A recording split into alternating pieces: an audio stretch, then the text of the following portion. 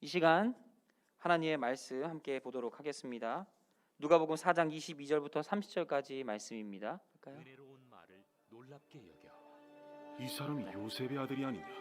너희가 반드시 의사야 너 자신을 고치라 하는 속담을 인용하여 내게 말하기를 우리가 들은 바 가버나움에서 행한 일을 네 고향 여기서도 행하라 하리라.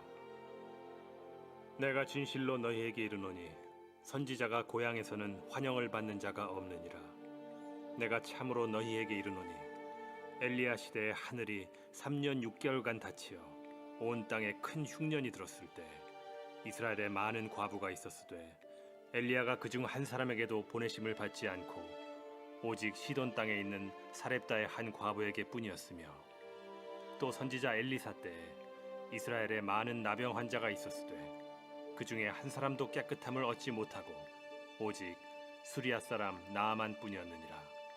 회당에 있는 자들이 이것을 듣고 다 크게 화가 나서 일어나 동네 밖으로 쫓아내어 그 동네가 건설된 산낭떠러지까지 끌고 가서 밀쳐 떨어뜨리고자 하되 예수께서 그들 가운데로 지나서 가시니라. 예수님께서 세 가지의 시험을 다 치르신 뒤에 이제 광야에서 시험을 마치고 공생애를 드디어 시작하십니다.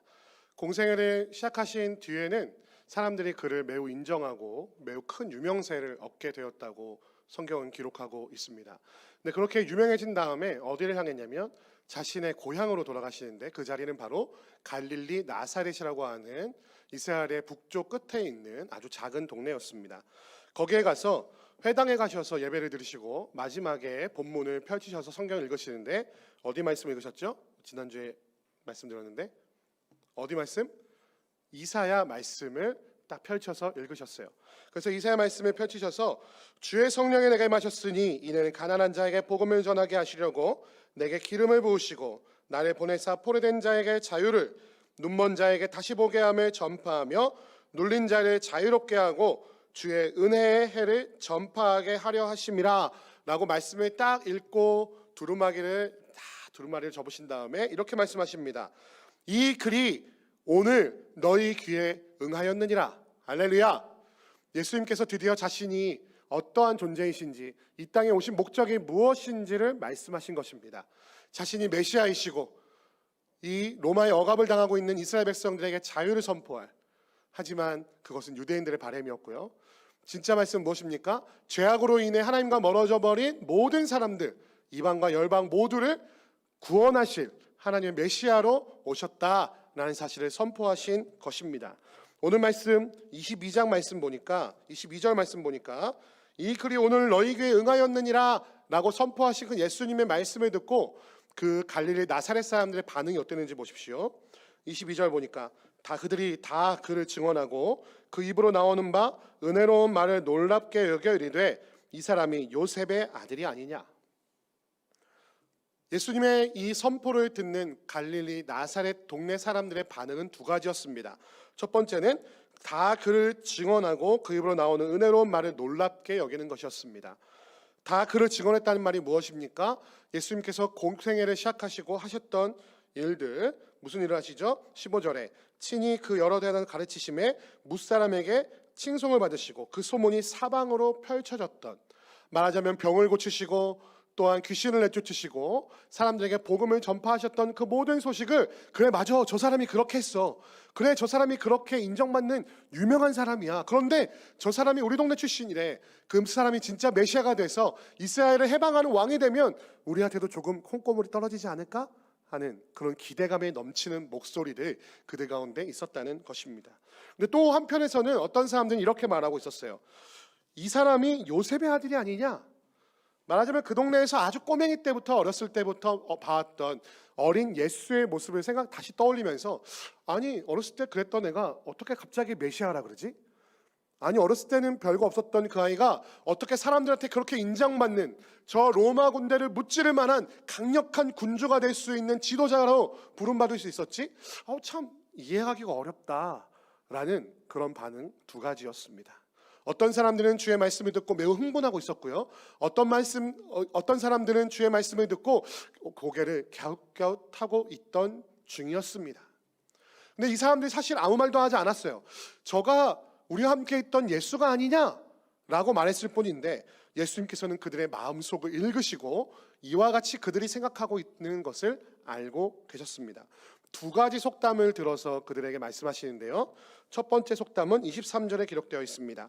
예수께서 그들에게 이르시되 너희가 반드시 의사야 너 자신을 고치라 하는 속담을 인용할 것이다. 여러분 생각해 보십시오. 의사가 있어요. 병원에 딱 의사가 앉아 있습니다. 그 사람의 전공이 뭐라고 해볼까요? 네, 안과 의사라고 해봅시다. 안과 의사가 안경을 쓰고 있어요. 그래서 병원에 오는 사람들을 만나고 있는데 안경을 쓰고 어떤 사람이 와서 말하는 겁니다. 아니 의사 선생님, 당신 눈을 고치는 사람 아닙니까? 내 눈을 고쳐준다고 하면서 당신은 왜 안경을 쓰고 있나요? 라고 물어보는 거예요. 그래서 의사 선생님, 당신이 안경을 벗고 눈을 자신이 스스로 고치는 걸 보면 내가 믿고 당신에게 고침을 받겠습니다 라고 말한다는 것이 바로 이 속담의 내용입니다. 이게 무슨 얘기일까요? 당신이 의사라고 스스로 말하지만 난 널 못 믿겠다라는 말이죠. 당신이 스스로를 증명해 보이거나 어떤 증거를 보여주거나 징표를 보여줘야 믿겠다라고 말하는 유대인들의 모습을 빙자하여 그것을 풍자하여 속담으로 말하고 있는 것이죠. 예, 그랬습니다. 유대인들은요, 하나님의 뜻대로 보내신 받은 사람이 오면, 선지자들이 오면 늘 이렇게 말했던 거예요. 선지자야, 능력을 보여봐라. 기적을 일으켜봐라. 징표를 보여봐라. 그러면 내가 하나님의 선지자인 걸 믿겠다. 그런데 예수님은 그 징표를 요구하는 사람들의 마음의 중심을 뭐라고 보고 계신지 봅시다. 너희가 반드시 의사야 너 자신을 고치라 하는 속담을 인용하여 내게 말하기를 우리가 들은 바 가버나움에서 행한 일을 내 고향 여기서도 행하라 하리라. 갈릴리 지방에는 여러 가지 도시가 있었지만 그 중에 가버나움이라는 도시가 있었습니다. 예수님은 가버나움이라는 도시에서 갈릴리 지방 두루 다니면서 먼저 사역을 시작하셨는데 가버나움에서 병을 고치거나 귀신을 내쫓거나 아니 또 그 가운데서 놀라운 표적과 징표를 보이셨다는 것을 다른 말씀을 통해서 발견할 수가 있는데요. 그 가버나움에서 행한 일들을 이 갈릴리 나사렛에서도 너희가 행해야만 당신이 메시아라는 사실을 믿어주겠다. 아니 당신 우리와 함께 어렸을 때부터 살아왔던 당신의 부모도 당신의 형제도 우리와 함께 있는데 당신이 무슨 하나님의 아들이고 당신이 무슨 메시아냐라는 거 믿지 않는 마음을 갖고 있다는 사실을 예수님께서는 이미 알고 있으셨던 것이죠. 그런데 예수님께서 이렇게 두 번째 속담을 인용하시며 그들에게 대답하십니다. 24절 말씀 보니까 또 이르시되 내가 진실로 너희에게 이르노니 선지자가 고향에서는 환영을 받는 자가 없느니라. 이것도 속담입니다. 선지자가 고향에서는 환영받는 일이 없다. 그게 무슨 얘기입니까? 어렸을 때부터 내가 자란 모습을 다 아는 사람들에게 뭐라고 말씀을 가르치려고 해도 그들은 받아들이지 않는다라는 속담입니다. 예를 들면 이거죠. 제가 모교회가 독산동에 있는데요. 독산동에 제가 아주 꼬마 때부터 장로님, 집사님, 권사님 하고 막 쫄쫄 쫓아다녔던 우리 방금 앞에 있었던 우리 친구들처럼 이렇게 쫓아다녔던 그 모습을 제 모습을 기억하는 사람이 갑자기 목사가 됐다고 와가지고 강단에 서서 말씀을 전하면 잘 들릴까요? 아기 때 코 올리던 모습이 생각나가지고 잘 떠오르지 못한다는 거죠. 그래서 선지자라고 하면 겉으로 드러나는 모습, 내가 알고 있는 어렸을 적에 그 부족했던 모습을 떠올리는 게 아니라 그 사람의 얼굴, 외모를 보는 것이 아니라 그 뒤에서 그를 보내신 여호와 하나님을 볼 수 있어야 되는데 믿음이 없는 자들은 여호와 하나님을 바라보는 것이 아니라 그 선지자의 부족한 모습만을 바라본다는 속담인 것이죠. 마치 예수님께서 어릴 적 자라나셨던 이 갈릴리 나사렛에 있는 사람들이 마치 그와 같은 마음을 갖고 있음을 아시고 계심을 속담을 통해 말씀하고 계신 것입니다. 그랬습니다. 갈릴리 나사렛 사람들은 아니 이 사람이 요셉의 아들 아니냐? 아니 저 요한이라는 사람이 요셉의 아들, 그의 아빠도 알고 어머니도 알고 그의 형제들도 알고 그의 어렸을 때부터 코 흘리고 자라났던 모습, 뛰어다니다가 넘어지면 아프다고 엄마를 찾던 모습, 배고 먹을 때 막 질질 흘렸던 그 어린 모습을 다 알고 있는데 아니 저게 뭐가 갑자기 잘났다고 광야에 40일 갔다 오더니 잘났다고 메시아가 됐다고 당신이 하나님의 아들이라고 말하는 거 어떻게 믿을 수 있겠냐는 거예요. 엄마 아빠가 저기 뻔히 있는데 자기가 하나님의 아들이라고 말하는 거 어떻게 믿을 수 있냐는 것이죠. 말하자면 이들은 예수님의 겉모습만을 보고 있고 그를 보내신 하나님을 신뢰하거나 믿고 있지 않았다는 것입니다. 그래서 예수님은 또 성경에서의 두 가지 예를 드시며 이들에게 충고하고 계십니다. 첫 번째 사람은 엘리야 시대의 사람이었습니다. 25절에 내가 참으로 너희에게 이르노니 엘리야 시대에 하늘이 3년 6개월 동안 닫히어 온 땅에 큰 흉년이 들었을 때에 이스라엘에 많은 과부가 있었으되 엘리야가 그중 한 사람에게도 보내심을 받지 않고 오직 시돈 땅에 있는 사렙다의 한 과부에게 뿐이었다. 이것은 앞서 말씀을 보면 우리가 알 수 있는데요. 엘리야 시대에 가뭄이 있었습니다. 이 가뭄은 무엇 때문에 일어난 것이었습니까? 아합 왕의 우상 숭배 때문에 하나님께서 벌로 내리신 것이었죠. 3년 6개월 동안 비가 오지 않고 가물었던 바로 그때에 예수님께서는 엘리야를 한 과부의 집으로 인도하십니다. 왜냐하면 먹을 게 없었기 때문이에요. 이루마 지금 예배 시간이라서 내려가야 돼. 알았지? 여기 올라오면 안 돼. 내려가야 돼. 그렇게 웃으면서 와도 안 돼.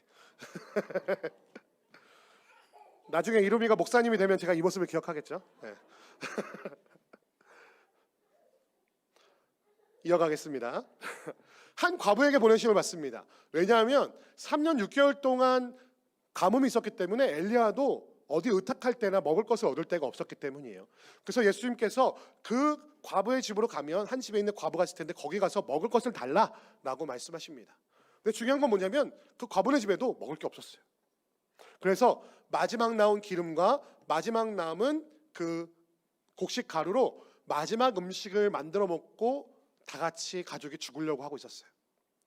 최근에 우리 가운데 여러 가지 안타까운 소식들이 들려오지만 우리 세 모녀가 함께 목숨을 끊었던, 왜 더 이상 경제 생활을 할 자신도 없고 집값을 낼 자신도 없어가지고 삶을 비관하여 목숨을 끊은 사건이 있었는데 그 집에 뭐가 있었어요? 피자 먹고 남은 배달 음식, 마지막 만찬을 즐겼던 그 모습이 그 집 가운데 있어서 우리의 마음을 더 아프게 했잖아요. 근데 이 사렙다 과부도 똑같이 그렇게 하려고 했던 겁니다. 마지막 남은 거 먹고 그냥 죽어야겠다. 이제 먹을 것이 없으니까. 그런데 선지자라고 하는 사람이 나타난 거예요. 나에게 먹을 것을 달라라고 하는데 당시에 손님을 대접하지 않으면 아주 버릇없는 사람이었기 때문에, 그리고 아주 나쁜 것이라는 인식이 있었기 때문에 손님을 대접 안 할 수도 없는데 기름에는 이제 마지막 몇 방울밖에 남지 않았고 곡식가루도 한 줌밖에 남지 않은 거예요. 아휴, 하나님도 너무하시지. 이거 마지막 이제 먹고 죽으려고 했더니 이것도 선지자를 주라고요? 아주 벼룩의 간을 내듯이죠. 하지만 그래도 하나님께서 보내셨다면 대접하겠습니다 라고 그를 대접합니다. 근데 정말 놀라운 역사가 일어나죠. 그 기름통이 부어도 비워지지가 않고 곡식가루를 퍼내도 곡식가루가 남아있는 놀라운 역사를 맛보게 됩니다. 그런데 지금 예수님께서는 그 놀라운 역사와 놀라운 은혜를 말씀하시는 것이 아니라 3년 6개월 동안의 그 가뭄이 있었는데 이스라엘 땅에도 수많은 과부가 있었다. 그런데 왜 하나님은 한 명, 그것도 이스라엘의 사람이 아닌 사렙다의 과부, 이방 땅의 여인에게 엘리야를 보내셨을까? 너희는 그것을 기억해봐라 라고 말씀하고 계신 것이죠. 두 번째 예시는 바로 엘리야의 후계자였던 엘리사의 일이었습니다. 엘리사가 있었던 27절 말씀, 또 선지자 엘리사 때에 이스라엘에 많은 나병 환자가 있었으되 그 중에 한 사람도 깨끗함을 얻지 못하고 오직 수리아 사람 나만 뿐이었더라. 엘리사가 엘리야의 후계자로서 이스라엘의 선지자 역할을 감당하고 있을 때 한 이방의 왕이, 이방의 그 군대 장관이 엘리사를 찾아옵니다. 왜냐하면 그 나아만이라고 하는 장군은, 그 군대 장관은 매우 뛰어난 공적을 가지고 왕에게 신임을 받는 사람이었는데 안타깝게도 문둥병이라고 하는 한센병을 앓고 있는 병자였어요. 그래서 그 병을 어떻게 하면 고칠 수 있을까 수많은 의사들을 찾아다녔지만 치유를 받지 못했습니다. 그런데 그와 함께 있던 한 이스라엘 출신의 종이, 이스라엘은 위대한 선지자가, 하나님의 선지자가 있는데 그 사람은 능히 장군을 치료할 수 있을 것입니다 라고 해서 엘리사를 찾아오고 수많은 예물들을 가지고 그 엘리사를 찾아옵니다. 근데 엘리사에게 사람을 보냈는데 그 나아만 장군이 바라기로는 엘리사가 금방 버선발로 뛰어나죠. 아이고 장군님 오셨습니까? 아이고 어디가 편찮으십니까? 아이고 제가 고쳐드리겠습니다 라고 손을 얹거나 기도해서 고쳐줄 줄 알았는데 엘리사는 아주 뻣뻣하게 고개를 뻣뻣하게 세우는 것처럼 그의 사환을 보내서 이렇게 말하죠. 저기 강가에 가서 7번 씻으십시오. 7번에 세보는 거 제가 숫자가 헷갈리는데 아무튼 여러 번 씻으십시오. 네, 나중에 성경을 확인해 보세요.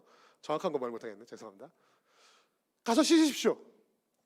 아니 생각해 보세요. 아무리 좋은 약물로 씻어도 안 되고 좋은 약초를 발라도 안 되고 수많은 유명한 의사들이 그에게 좋은 걸 안 발라봤겠습니까? 근데 당시에 강물이 깨끗하면 얼마나 깨끗하겠어요. 그 흑초성이 꾸정물 강에 들어가서 내 몸을 씻기에는 너무 자존심 상하는 거예요. 또 뭐예요? 엘리사가 직접 자기한테 와서 분부한 것도 아니고 사환을 보내서 시킨 거 하면 너무 억울하니까 나아만 장군이 화가 나서 집으로 돌아가려고 했습니다. 에이 괘씸하다. 에이 너 말고 고칠 자가 없겠느냐 하고 집으로 돌아가려고 합니다. 그런데 옆에 있던 그 이스라엘 출신의 한 종이 이렇게 말합니다. 나아만 장군님, 수많은 의사들을 찾아다녀도 병고침을 받지 못했는데 아까지 거 민자의 본전 아닙니까? 가서 고쳐보면 어떻겠습니까? 가서 물을 한번 씻어보시죠. 한번 엘리사 한번 믿어보시죠 라고 말하고 나아만 장군은 그래 지푸라기라도 짚는 심정으로 한번 가보자. 그래서 그 강물에서 몸을 씻자 그의 몸둔병이 씻은 듯이 나았습니다. 그래서 엘리사에 가서 아이고 당신이 나의 은인입니다. 나를 고쳐주신 분입니다. 해서 많은 예물을 드리려고 했지만 엘리사는 하나도 받지 않았다고 성경은 기록하고 있어요. 이것도 은혜죠. 하나님의 은혜입니다. 나아만 장군이 순종하고 그의 믿음을 보였기 때문에 주어진 은혜였죠. 근데 정말 중요한 건 무엇입니까? 예수님은 이 말씀의 내용을 가지고 뭐라고 말씀하고 계신 거예요? 이스라엘에 많은 나병 환자가 있었는데 도대체 왜 하나님이 나만 말고 다른 사람들에게 엘리사를 보내지 않으시고 나만 장군에게만 엘리사의 기적이 일어나도록 하셨겠느냐? 너희는 생각해봐라 라고 말씀하고 계신 것이죠. 첫 번째와 두 번째의 공통점은 무엇입니까? 믿을 수 없을 때에, 바랄 수 없을 때에, 이해할 수 없을 때에 믿고 순종하였다는 것이죠. 지금 예수님은 뭘 말씀하고 계신 거예요? 너희는 나의 어렸을 적 모습을 알지만, 나의 연약한 모습도 알지만, 나의 약점도 알지만, 내가 무엇을 좋아하고 무엇을 싫어하는지도 알지만, 내가 인간적인 모습 다 알지만, 너희는 나를 겉모습으로 보지 말고 나를 보내신 하나님을 바라보며 내가 메시아라는 사실, 하나님의 아들이라는 사실을 믿어야만 했는데 너희는 믿지 않고 나에게 능력이나 보여봐라. 우리도 좀 콩고물 좀 얻어 먹어보자. 우리도 좀 유익을 얻어보자 라고 말하고 있는 것이냐? 엘리야 시대에도, 엘리사 시대에도 하나님의 사람 엘리야를 보내고 하나님의 사람 엘리사를 보내셨지만 이스라엘 사람들은 도무지 믿지 않고 그의 능력만을 바라다가 결국엔 저 이방 사람들에게 은혜가 베풀어지게 되지 않았느냐? 오히려 이스라엘 사람이었던 저 사렙다의 과부와 저 나아만 장군이 너희보다 훨씬 더 믿음 있는 하나님의 뜻에 합당한 자가 아니었느냐라고 말씀하고 계신 것이죠. 예수님을 통해서 무언가를 기대했던 사람들은요, 이 말을 듣고 이게 무슨 말인지를 정확하게 알아들었던 것 같아요. 그들은 이 속담도 우리보다 훨씬 잘 알고 있었고요. 이 사람들은 이 하나님의 말씀, 엘리사와 엘리야의 이야기를 너무나도 잘 알고 있었어요. 그렇다 보니까 왜 너희가 은혜를 못 받고 왜 너희가 구원을 못 받는지 네 스스로 알아라 라고 말씀하시는 예수님의 이 신랄한 비유에 마음이 상해버렸습니다. 오늘 말씀 보니까 28절 말씀에 이렇게 기록하고 있죠. 회당에 있는 자들이 이것을 듣고 다 크게 화가 나서, 이들이 예수님을 향해 조금의 기대를 갖고 있었지만 그 조금의 기대와 이 지역 출신이라고 하는 애정은 순식간에 분노로 바뀌고 말았습니다. 다 크게 화나서 29절 말씀 보니까 메시아라고 자신을 밝히셨는데 예수님은 어떻게 하려고 하시는지 볼까요? 29절에 일어나 동네 밖으로 쫓아내고 끝난 게 아니고 그 동네가 건설된 산 낭떠러지까지 끌고 가서 밀쳐 떨어뜨리고자 했다. 이 사람들 너무나 잔인한 거 아닙니까? 해도 너무하지. 그렇다고 뭐 예수님이 뭐 살인죄를 저질렀습니까? 율법을 어겼습니까? 사실 이 낭떠러지에서 사람을 떨어뜨리는 형벌은 유대인의 전통적인 사형 방법이었습니다. 낭떠러지에 떨어뜨렸는데 안 죽으면 돌로 쳐 죽였어요. 잔인하죠. 왜 잔인할까? 하나님의 율법을 어긴 자는 이와 같이 된다는 본보기를 보여주기 위해 율법에 기록된 돌로 쳐 죽이는 형벌을 내리는 방법이었어요. 그런데 마치 자신의 메시아라고 말씀하신 그 예수님을 율법을 어기거나 살인하여 죽음을 당할 수밖에 없는 사람처럼 낭떠러지에서 밀어버리려고 분노하였던 갈릴리 나사렛 사람들의 모습이 나타나고 있는 것입니다. 그런데 예수님 어떠세요? 30절 말씀에 예수께서 그들 가운데로 지나서 가시더라. 그들이 예수님을 붙잡고 떨어뜨리려고 했는데 아무렇지도 않은 것처럼 기적적으로 그들 가운데로 그냥 걸어서 지나가셨다는 것이에요.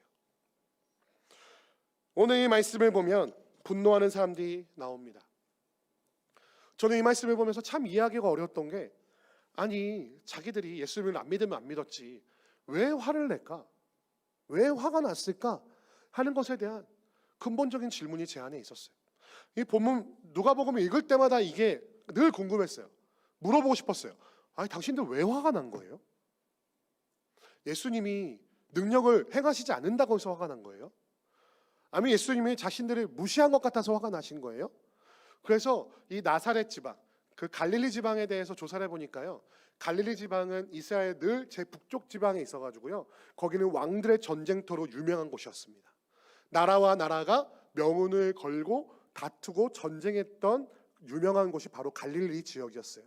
그 갈릴리 지역에서는 전쟁이 많이 일어나다 보니까 어떤 일이 일어나냐면은 그곳에 수많은 민족이 섞이는 일들이 일어나게 되었습니다.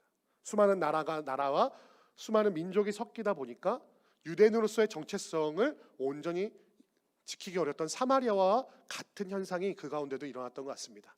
그럼에도 불구하고 자신들은 유대인이라는 정체성을 가지고 나는 유대인이야, 나는 하나님을 믿는 사람이야, 하나님의 선택받은 모세의 자손이야 라는 큰 자존감을 갖고 있었던 것 같습니다.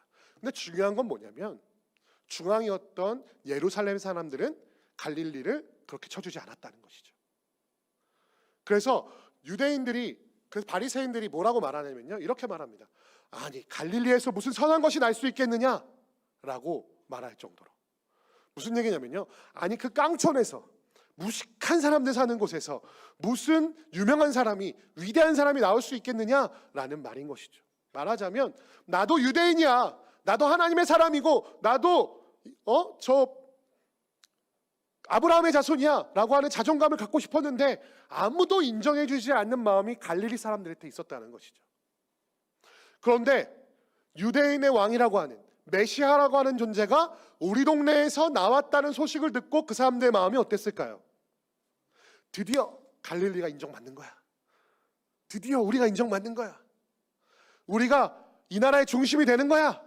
이런 기대감이 그들 가운데 있었던 것 같습니다.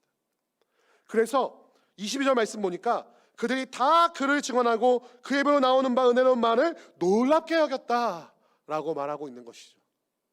그가 이제 이스라엘로 가면 왕으로 인정받고 왕위를 계승받아서 저 로마의 군대를 다 내쫓고 정치적으로 우리를 인정받게 할 때에, 하나의 나라를, 이스라엘이 회복되게 할 때에 갈릴리 출신이라면 우리를 어떻게 해줄까라는 기대가 그들 가운데 있었다는 것이죠. 여러분 생각해 보십시오. 우리 교회 출신 청년들 중에서 나중에 대통령이 나왔다. 그럼 어떻게 하시겠습니까? 전화 안 거시겠습니까? 문자라도? 카톡이라도 좀 하나 해서 나 요즘 취업이 어려운데 못해도 그냥 5급 정도로 그냥 써주면 안 될까? 뭐 2급은 안 돼도 비서관은 안 해도 나 좀 이렇게 알바로 좀 써주면 안 될까? 좀 이런 부탁하지 않겠습니까? 저만 쓰레기군요. 전화 안 하시겠네요. 기도해 주십시오. 그런 분이 나온다면 기뻐해 주시고. 그런데 그런 마음을 갖는 게 아주 기본적인 그냥 상식적인 마음이잖아요. 하다못해 마리아한테 옆구리 찔러서 마리아, 우리 그래도 우리 옆집에 산 정이 있는데 한번 예수한테 한마디만 해주면 안 될까? 그 말석이라도 좀 주면 안 될까? 이런 마음이 그들에게 있었던 것 같아요. 또한 저 가버나움에서 귀신을 내쫓고 병을 고치셨던 그 소문을 듣고 마음에 그 병이 있던, 몸에 병이 있던 사람들은 어떤 기도를 했을까요? 저 가버나움 이웃 동네에서 능력을 베풀었다면 아유 고향 동네에서는 당연히 나좀 고쳐줘야지. 능력을 베풀어서 돈이 없는 자에게 돈도 좀 주고 먹을 거 없는 자에게 먹을 것도 좀 주고 병도 고쳐주고 저 하늘에서 금은 보화를 내려주셔서 우리 갈릴리 우리 나사렛 지역 이제 제대로 개발하고 제대로 중심적으로 만들어 주셔서 이 나라의 수도로 삼아 주시고 여기까지 생각하는지 모르겠지만 그러한 기대가 그들 가운데 있었다는 것입니다. 그런데 중요한 건 예수님이 말씀하신 바 나는 하나님께서 보내신 하나님의 아들이며 너희 이 세상 만물을 모든 열방을 구원할 메시아로 왔다라고 하는 그 하나님의 말씀에는 기대감이 하나도 없었다는 거예요. 믿지 않았다는 거예요. 믿음이 없었다는 것이에요. 내가 능력을 베풀어야 너를 믿겠다. 의사야 너 자신을 고쳐봐라. 그리하여 너가 의사인 것을 내가 믿고 고침을 받겠다라고 말하는 그들의 마음의 중심을 예수님은 너무나 잘 알고 계셨다는 것이죠. 사랑하는 성도 여러분, 우리 가운데 예수 그리스도를 믿을 때, 우리가 신앙을 가질 때, 교회 공동체로 나올 때 혹시나 무언가 원하는 것이 있으셨습니까? 내가 예수님 믿으면 다 잘 된다고 해서 믿었어. 내가 예수를 믿으면 모든 병이 다 고쳐진다고 믿었어. 내가 교회만 나오면 나의 삶이 형통해진다고 믿고 나왔어 라고 말하는 사람 너무나 많이 있지 않습니까? 여러분 가운데도 예수를 통해서 뭔가 이루고자 했던, 예수의 이름으로 뭔가 콩고물을 얻고자 했던 그런 마음이 여러분 가운데 있지 않았나요? 그런데 우리의 오늘의 모습은 어떻습니까? 우리의 삶에 평안함이 넘칩니까? 아무 문제 없어요? 모든 것을 할 수 있습니까? 돈이 막 생겨요? 관계 문제가 해결됩니까? 직장에 제가닥 취업이 됩니까? 대학생활 평안합니까? 알바에서는 사장님한테 갈굼 안 당합니까? 이상한 진상송님 안 만나요?